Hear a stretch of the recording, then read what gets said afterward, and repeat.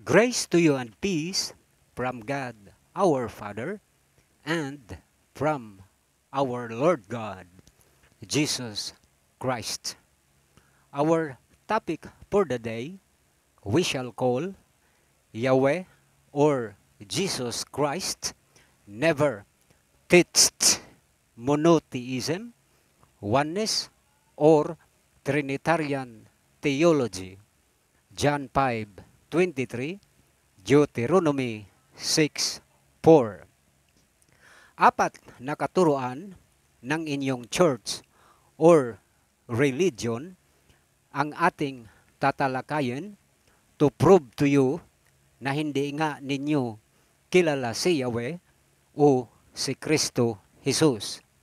Una, that Jesus Christ, according to you, is 100% God and 100% man. Hindi po yan totoo.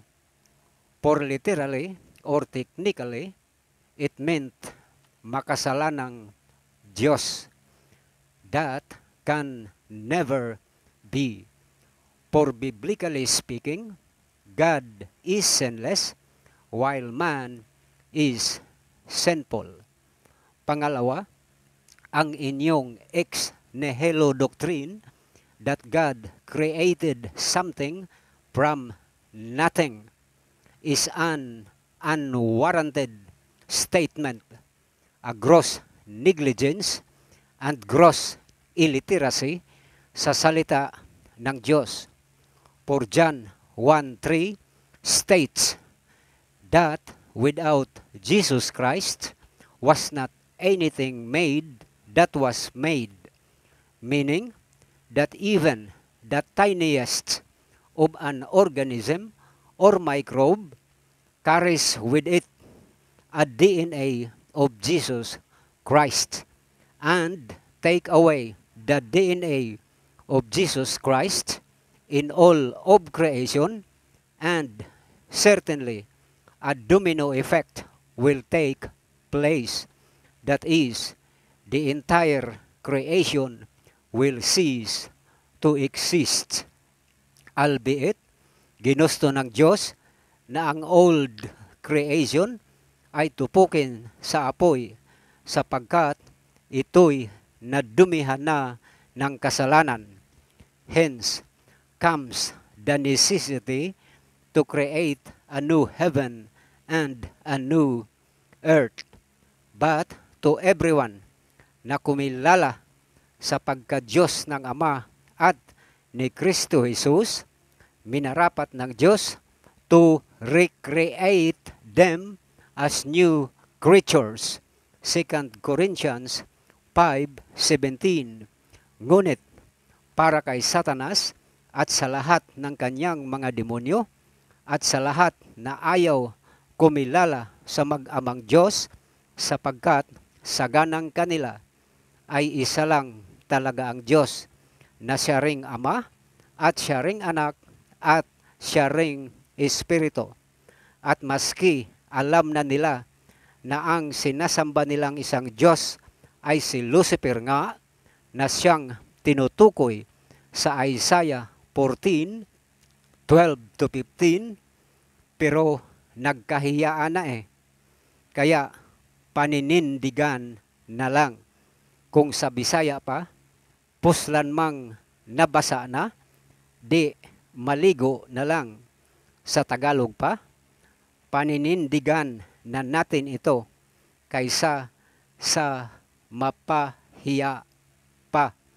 Pangatlo, that God's love is unconditional. No, God's love is not unconditional. Yan ay isang malaking kasinungalingan. Otherwise, John 3:16 must have been written this way. For God so loved the world that He gave His only begotten Son, so that no one should perish but have everlasting life. That's how and what an unconditional love should and must be, without strings attached, isn't it? At kung totoo nga na unconditional talaga ang pag-ibig ng Diyos, bakit pa kailangang magpapako ng Panginoon? Di ba? Hindi na? More so, ano pang silbi mayroon ang impyerno kung ganun nga? Di ba? Pang-apat, hindi talaga ninyo kilala si Yahweh o si Kristo Jesus ni ang Ama man, at lalong hindi nyo rin kilala ang Holy Ghost higit sa lahat. In the Old Testament, halos walang banggit patungkol sa Ama. Kaya panatag kayo to assume na si Yahweh at ang Ama is one and same entity. Diyan kayo maling-mali, sapagkat nang likhain na ang tao, ang God, the Creator, ay di pala nag-iisa. Mayroon pala siyang kasama.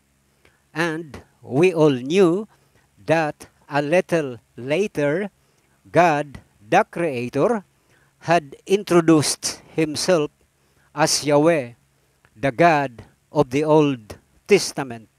However, ang patungkol sa kasama niya ay hindi pa rin malinaw kung sino siya. Nevertheless, when Yahweh speaks of God using the possessive determiner our, as in Deuteronomy 6:4, He makes sure na gets natin na He was referring to sa kanyang kasakasama simulat sa pool sa Genesis 1:26. But whenever Yahweh speaks of Himself, He simply used the pronoun I, as in Exodus 20:1-3, for us to be ascertained na siya mismo ang naglabas sa Israel from Egyptian bondage. In short, that we be educated na hindi ang kasama niya during creation ang naglabas at aktwal na gumabay sa Israel patungong promised land. 1 Corinthians 10:4. Excuse me. Now, if we are to scrutinize Genesis 1:26, ating mapagtanto na ang kasama ni Yahweh ay mas dakila pa kaysa sa kanya. Otherwise, Yahweh would have to simply declare, I will create man in our image after our likeness. But He didn't. Bagkus, ginamit niya ang pronoun as, which is indicative that without sa pagsang-ayon o approval ng kanyang kasama ay hindi maaring malikha ang tao. Which is why that the pronoun as ang siyang susi natin for us to be ascertained na dalawa pala talaga ang Diyos mula pa sa simula. And even prior to creation, Proverbs 8:22-31. Si Yahweh at ang kanyang kasama na mas imminent pa kaysa sa kanya. In short, insofar as the Old Testament is concerned, Yahweh was acting as the God of Israel for and in behalf or in the name sa kasama niya sa Genesis 1:26. Therefore, with this vital information, we can conclude beyond reasonable doubt na mula nang magpakilala ang Diyos sa sangkatauhan ay wala talagang katotohanan ang turo ng inyong iglesia o relihiyon na ang Diyos ay siya lamang at wala ng iba pa, sapagkat ang misteryo kung sino-sino yaong dalawang entity na nakapaloob sa Genesis 1:26 ay magkahiwalay na ipinakikilala ng John 1:1-3, 14, 18 bilang ang Diyos Ama at si Kristo Jesus, respectively, separately, and simultaneously. Sa makatuwid bagay, ang plural God ng Genesis 1:26 ay siya ring Diyos at ang berbo ng John 1:1-2, ang mag-amang Diyos, God the Father, and the Lord Jesus Christ, respectively. Subalit, ang berbo ay dumaan sa iba't ibang katawagan o transformations as God the Creator, but originally, He was the Word, which is also God. Then, He became as Yahweh, the God of the Old Testament, at marami pang ibang katawagan patungkol sa Kanya.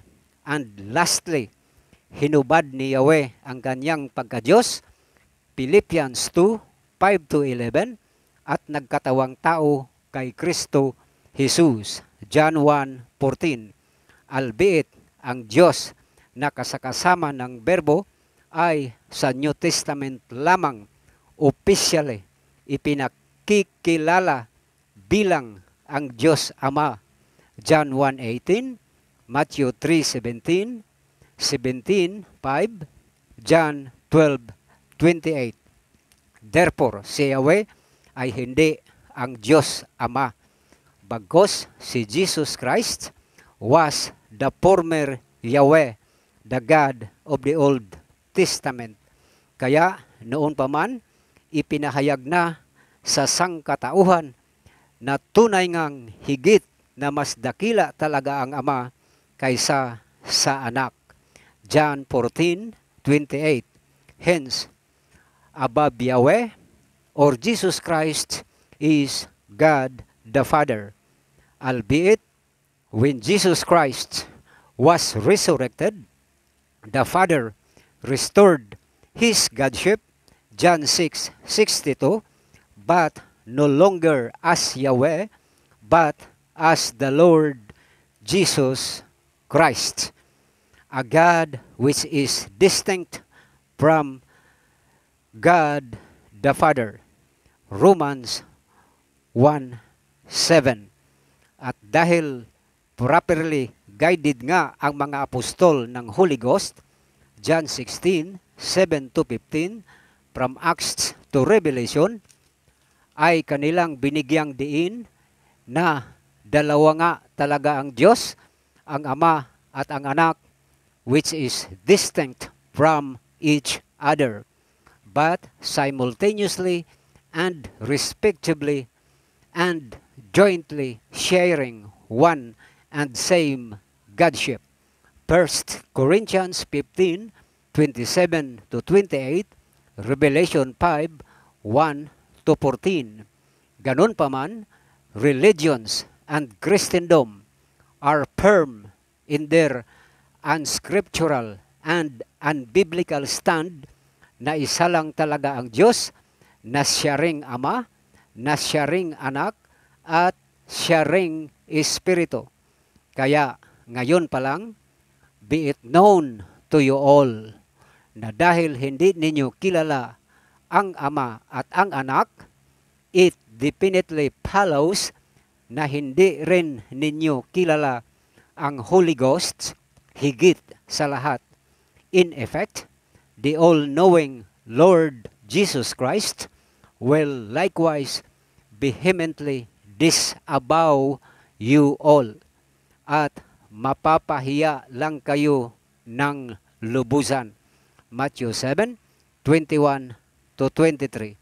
Siya nga pala, ang Holy Spirit ay ang joint spirit or the joint manifestation of the Father and Jesus Christ, which is why that the book of Revelation no longer mentioned Him or gave Him emphasis, but only the Father who is sitting on His throne and Jesus Christ described as the slain lamb ang siyang sabay na sinamba.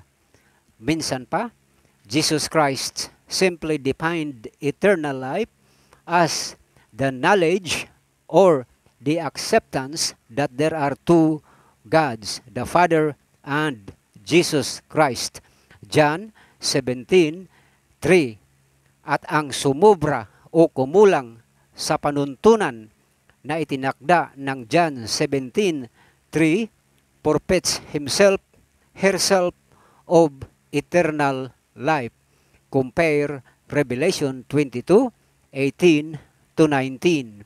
Like, share, subscribe, and hit the bell button sapagkat dito nyo lang mapakinggan at matutunan ang tamang aral patungkol sa gospel truth na ikinamatay ng Panginoong Hesukristo at ng mga apostol na magdala sa inyo tungo sa buhay na walang hanggan. For of a truth, di lang kayo ninanakawan ng inyong relihiyon o iglesia, ng inyong mga pananalapi, ang masaklap sa impyerno pa ang bagsak ninyo dahil sa mali-maling aral, bunga ng di pagkaunawa ninyo sa theology ni Yahweh at ng Panginoong Hesukristo. Yours truly, God's workman. God bless.